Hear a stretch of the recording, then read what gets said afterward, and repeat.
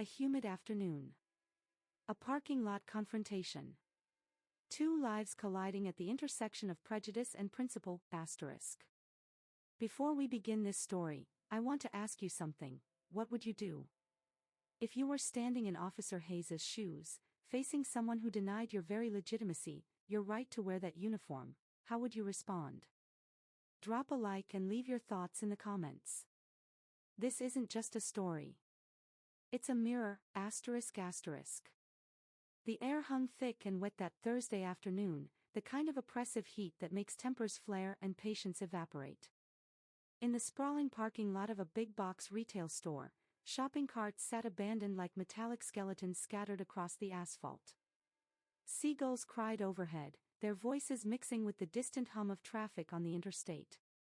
Officer Lena Hayes stood beside her patrol cruiser, the engine still ticking as it cooled.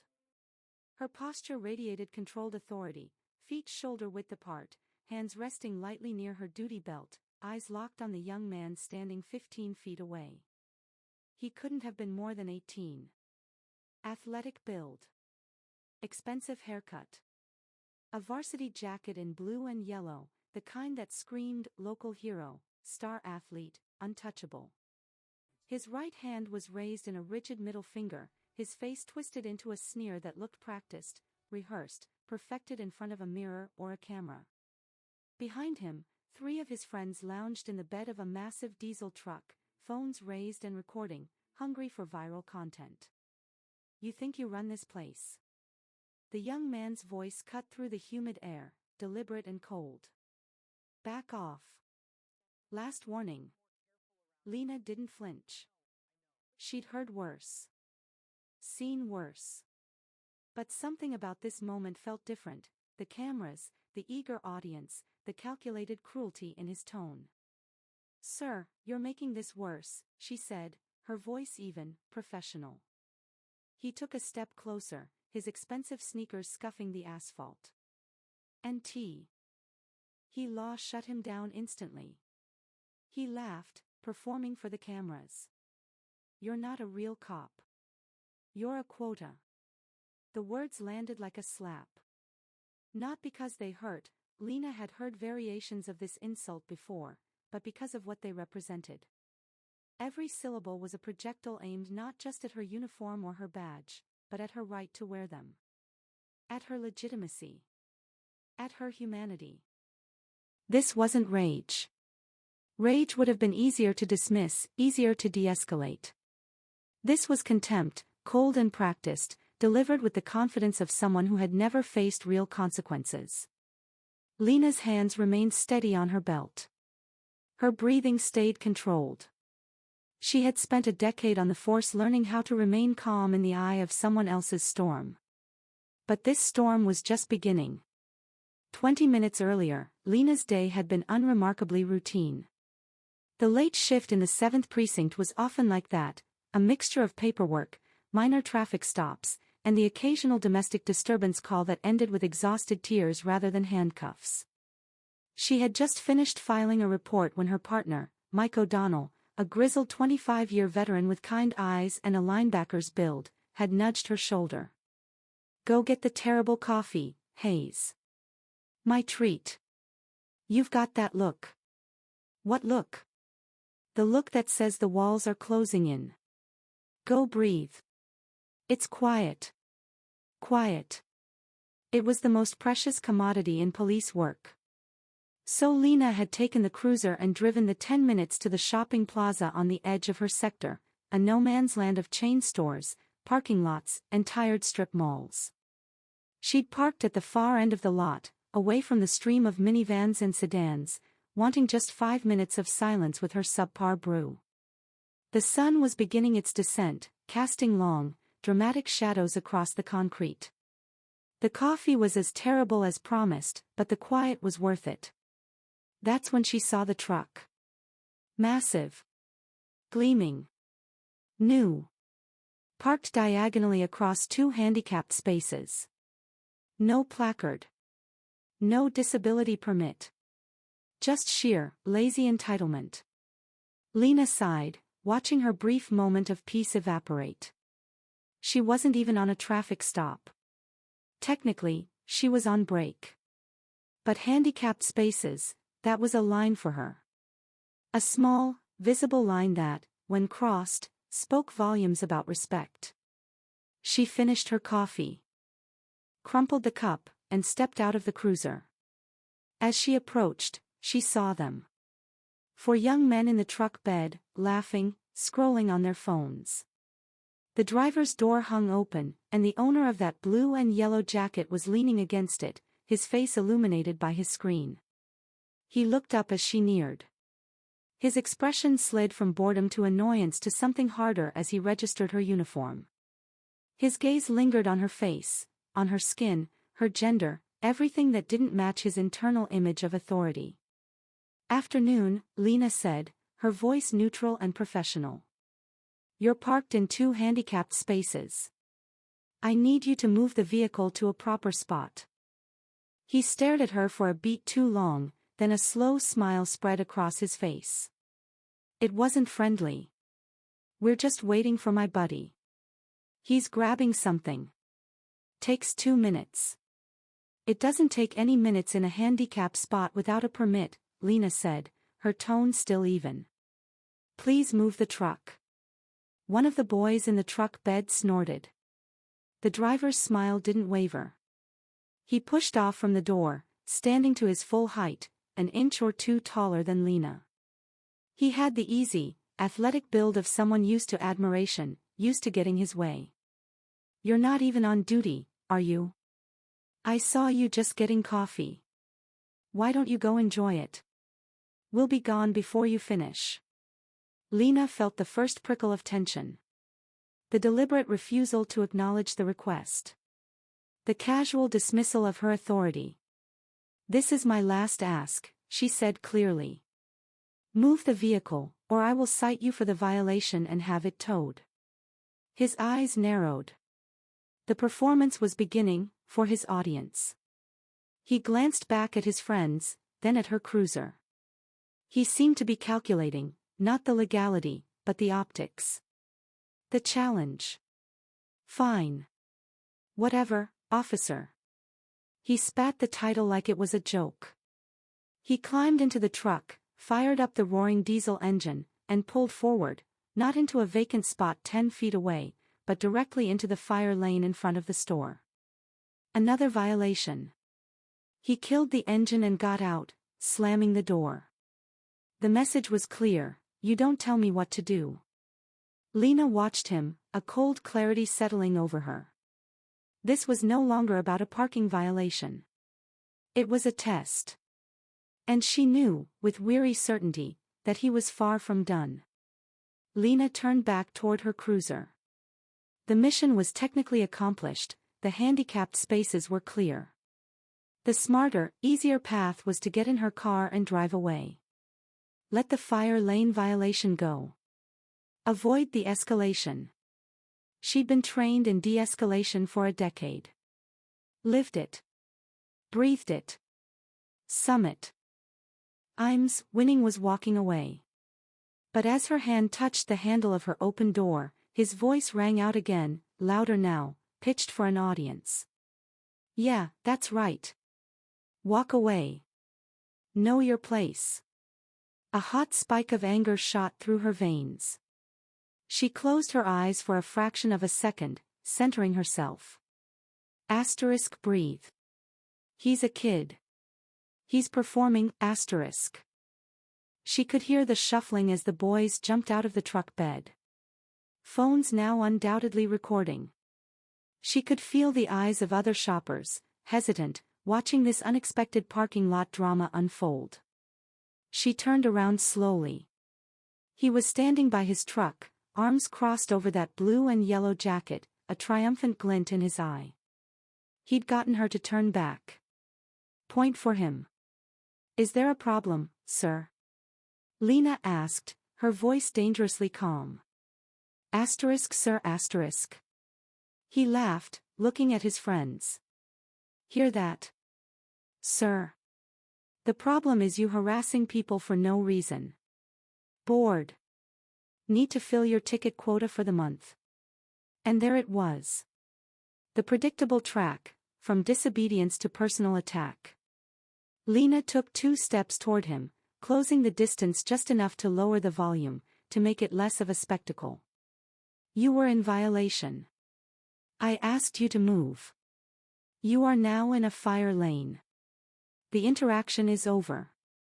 Have a good day. She began to turn again, a deliberate, controlled movement. The interaction is over when I say it's over. His voice dropped, losing its performative edge for something more genuinely hostile. He took 3 quick steps, putting himself between her and her cruiser. You people are all the same. Get a little power, a little badge, and you think you can disrespect whoever you want. The air changed. The word people hung there, heavy and loaded. His friends had gone quiet, their phones still up, but their smirks slightly frozen. This was veering into territory even they recognized as serious. Lena stopped, facing him fully. Step away from my vehicle and from me. Right now.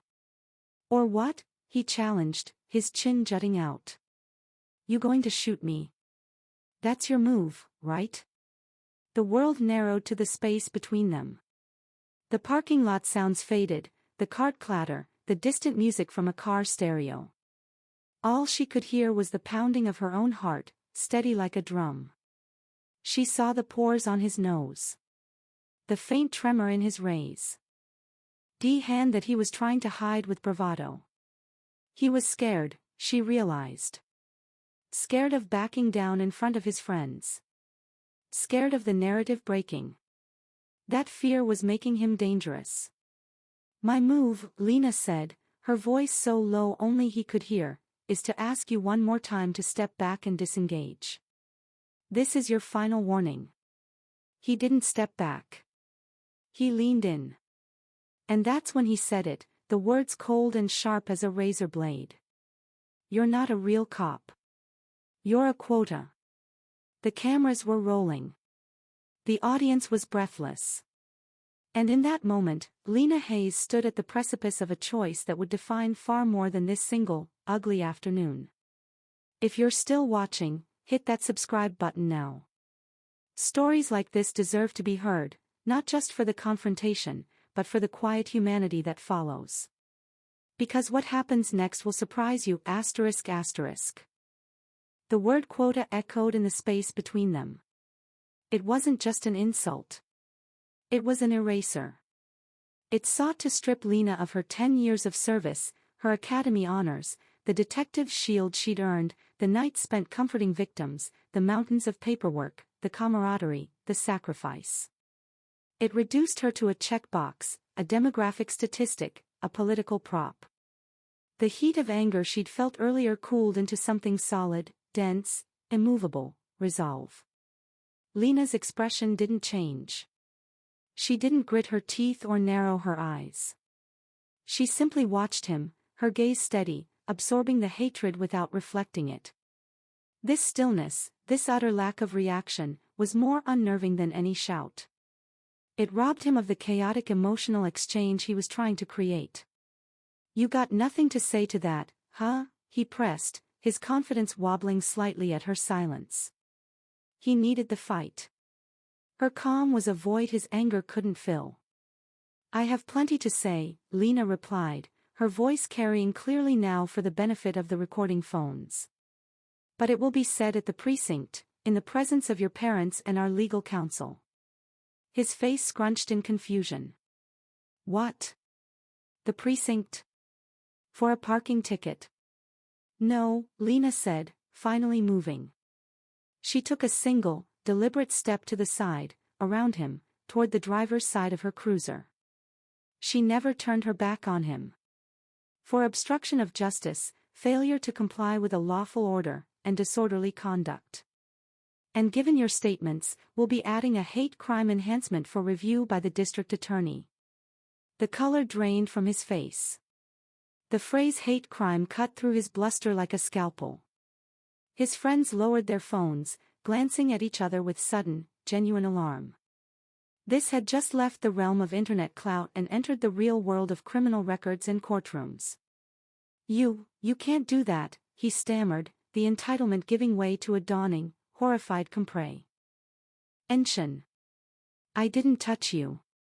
I just said some stuff. It's free speech.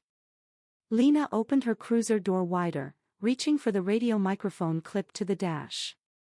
Dispatch, this is 7 Adam 16. I need a second unit for a transport at my location, the Homerod parking lot. One in custody for obstruction and disorderly. Advise we may be pursuing bias-based charges. The crackle of the dispatcher's response was loud in the sudden quiet. Copy, 7 Adam 16. Second unit en route. ETA 4 minutes. The boy, his name, Lena would learn, was Tyler Madsen, seemed to shrink inside his varsity jacket. The symbol of his status now felt like a brightly colored target. You're kidding me. You're arresting me. 4 words. Lena finally turned fully to him, her hand resting on her belt, away from her weapon, but in a posture of clear, professional control. No, Tyler. I'm arresting you for your actions. Your decision to disobey a lawful order. Your decision to block my path. Your decision to escalate a simple parking correction into a public disturbance fueled by prejudice. The words are evidence of intent. Now turn around and place your hands on the hood of my vehicle. It was not a request. It was a command, delivered with an authority that was earned, not borrowed. The power in the parking lot had irrevocably shifted. The bully had crossed a line and found it was not a finish line, but a threshold. And on the other side stood not an angry opponent, but the cold, meticulous machinery of justice. For a long, suspended moment, Tyler Madsen didn't move.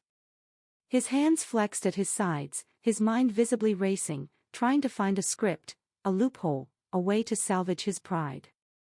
His friends were statues, their phones now pointed at the ground. The fun was definitively over.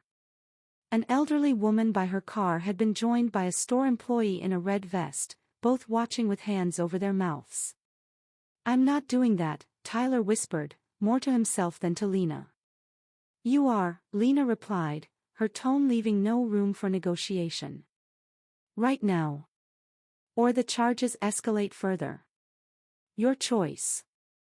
The weight of those words, your choice landed with a thud. This was the consequence he had never truly believed applied to him.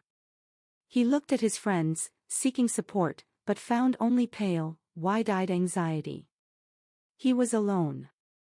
Slowly, with a stiffness that spoke of utter humiliation, he turned and shuffled to the front of the police cruiser.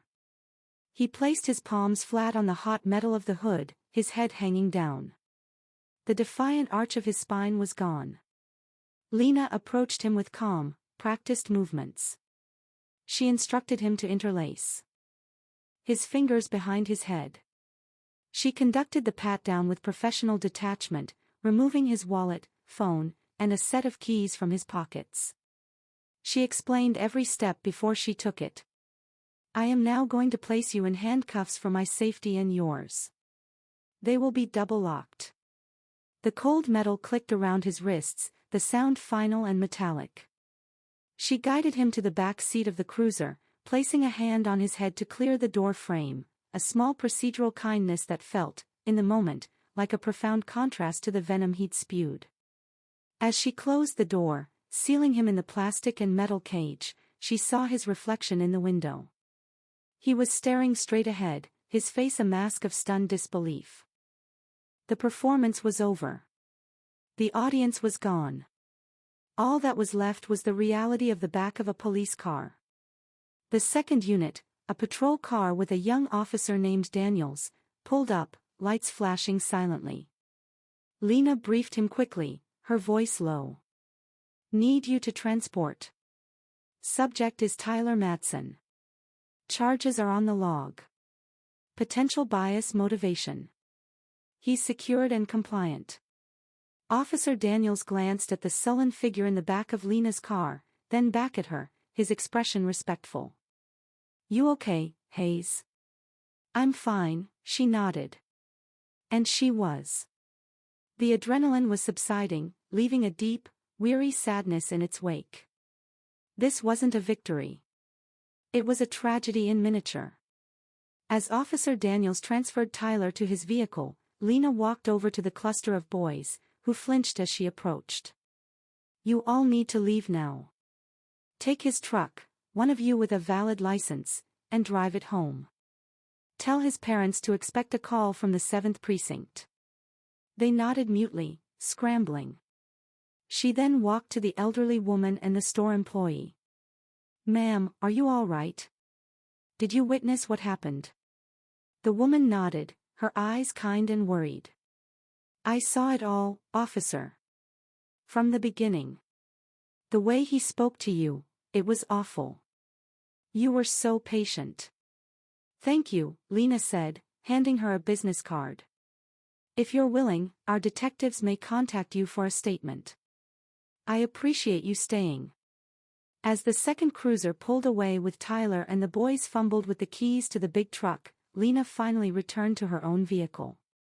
She sat in the driver's seat, closed the door, and let out a long, slow breath that trembled at the edges. The composed mask softened for just a moment in the privacy of her car. She looked at her hands. They were steady. She thought of the word quota, and instead of anger, she felt a profound fatigue. This was the undercurrent she navigated every day, a constant, low-grade test. Today, it had simply broken the surface. She picked up the radio. "Dispatch, 7 Adams 16. Transport is en route with 2nd Unit. I'll be returning to the precinct to complete the report." The dispatcher acknowledged. As Lena put the car in drive, she caught her own eyes in the rearview mirror. Tired, but clear. She hadn't shouted. She hadn't lowered herself. She had simply, and firmly, upheld the line. And as she drove away from the now empty parking spot, she knew the real work was just beginning. Part 2, The Machinery of Justice. The 7th Precinct house was a squat brick building that hummed with fluorescent light and low-grade urgency. Lena spent the next 2 hours at her desk, her fingers flying over the keyboard. The report had to be perfect. Every detail, from the angle of the truck in the handicap spots to the exact phrasing Tyler had used, was documented with clinical precision. She referenced the penal codes for obstruction and disorderly conduct. And then, in a separate supplementary section, she wrote a narrative detailing the bias-based nature of the insults. Sergeant Malik, a tall, somber man with salt and pepper hair, read the report in silence, standing over her desk. He finished, rubbed his brow, and pulled up a chair. "Hayes. Sarge. You're pursuing the bias enhancement." "Yes, Sergeant. The language was specifically intended to demean my position and person based on race and sex. It wasn't just generic swearing. It was targeted. It goes to the heart of his intent to obstruct and disturb." Malik nodded slowly. "I'm not disputing it. I've seen the body cam footage from your cruiser. It's clear as day." He leaned forward, his voice dropping. "It's going to be a thing, Lena. You know that, right? The kid's name is Madsen. His father is Richard Madsen, commercial real estate, sits on a few charitable boards, doesn't shy from the media." Lena had known on some level. The truck, the jacket, the sheer unvarnished entitlement, it rarely sprouted from nowhere. "I figured it was something like that." "He's already called the captain twice," Malik sighed. "He's demanding to know why his honor student athlete's son is being railroaded over a misunderstanding. He's using words like overreach and political correctness." Lena felt a familiar steeliness return to her spine. "The report stands on its own, Sarge. So does the footage. And we have a civilian witness." "I know it does," Malik said, holding up a placating hand. "And I've got your back. The captain will too, officially. But I'm telling you so you're not blindsided, this is going to get messy before it gets clean. Are you prepared for that? She thought of Tyler's face in the back of the cruiser, the shock giving way to what she suspected was a deep, gnawing fear. She thought of his father, already spinning narratives. I didn't start the mess, Sarge. But I'll see it through. Malik gave her a small, approving nod. Okay. Go home. Get some rest. You'll likely be called in early tomorrow to speak with Internal Affairs. Standard procedure for any potential bias case. As Lena drove home through the darkening streets, the city lights blurring past, the weight of the day settled on her shoulders. Her small apartment felt too quiet. She changed out of her uniform, the stiff fabric giving way to soft sweats, but she couldn't shed the tension. She replayed the encounter in her mind, not with doubt, but with forensic analysis. Had she missed an earlier de-escalation opportunity? Could she have walked away after he moved from the handicap spot? Every time, her professional conscience answered, no. He forced the confrontation. He chose the path, Her phone buzzed. It was her sister, Maya. Hey. You on the news? Lena's heart skipped a beat. What? A clipped video. Just the part where the kid is yelling at you, calling you a quota. It's going viral on local social media. The caption is something like, out of control cop harasses teen for no reason. It's cut before you arrest him. Lena closed her eyes. Of course. The narrative war had already begun, and the first salvo was a deceptive, out-of-context clip from his friends' phones. The full story, his disobedience, his aggression, the entire lead-up, was neatly excised. Great, Lena said, her voice flat. You okay? Maya asked, her tone shifting from concerned sister to protective lioness. I will be. It's just exhausting. Do you want me to come over? No, I'm okay. Just need to sleep. But sleep was a long time coming. Lena lay in the dark, staring at the ceiling, thinking about quotas and narratives and the fragile line between justice and perception. The next morning arrived too quickly, ushered in by the blare of her alarm and a dozen missed calls and texts from numbers she didn't recognize. The edited video had, as predicted, gained traction. Local news sites had picked it up with cautious headlines, viral video shows tense police confrontation with teen. The comments sections were a battlefield.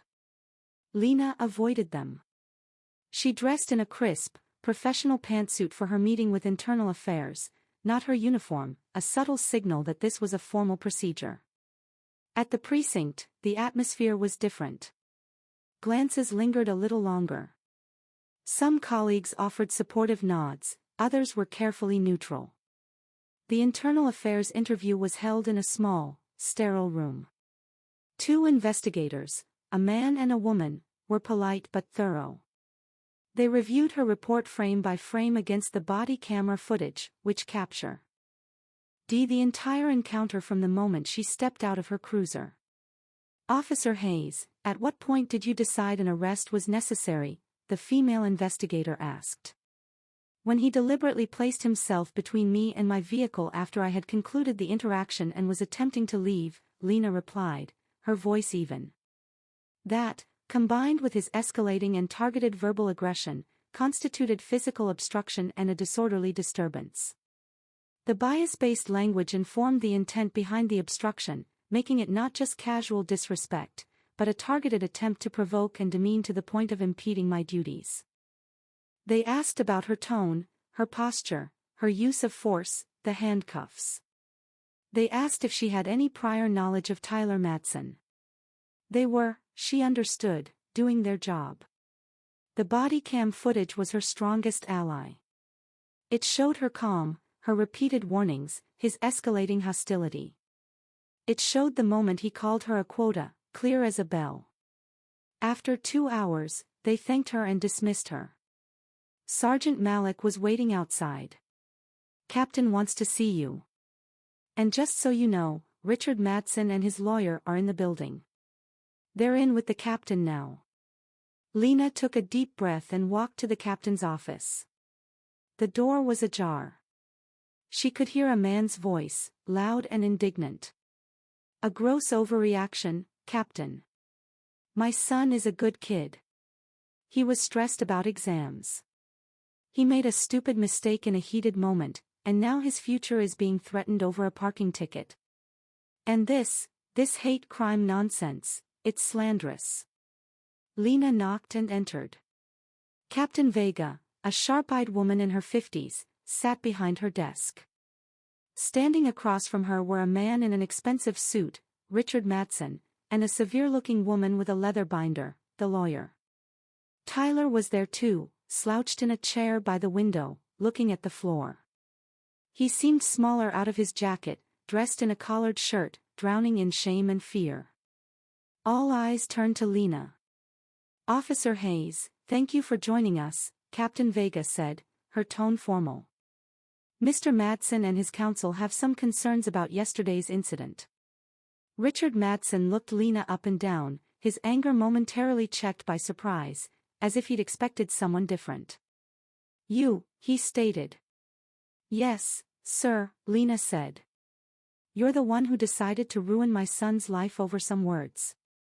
Richard, please, the lawyer interjected, placing a hand on his arm.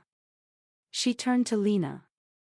Officer Hayes, we've reviewed the truncated social media video. We understand there is more context. We're here to see if we can resolve this matter without it going to court. My client is a minor with no record. The alleged language, while regrettable, was spoken in the heat of a confrontation. We believe the charges, particularly the bias-based enhancement, are disproportionate. Lena looked at Captain Vega, who gave a slight, almost imperceptible nod. This is your call, Hayes. Lena turned her gaze to Tyler, who finally glanced up. His eyes were red-rimmed. The bully was gone, leaving a terrified boy in his wake. The resolution, Lena said carefully, depends entirely on Tyler. The room held its breath. Tyler looked at his father, at the lawyer. Then, finally, his gaze landed on Lena. There was no defiance left, only desperate confusion. What does that mean? Richard Madsen demanded. It means, Lena said, addressing Tyler directly, bypassing the suits and the anger, that the law allows for discretion. But discretion requires accountability. Not performance. Not legal maneuvering.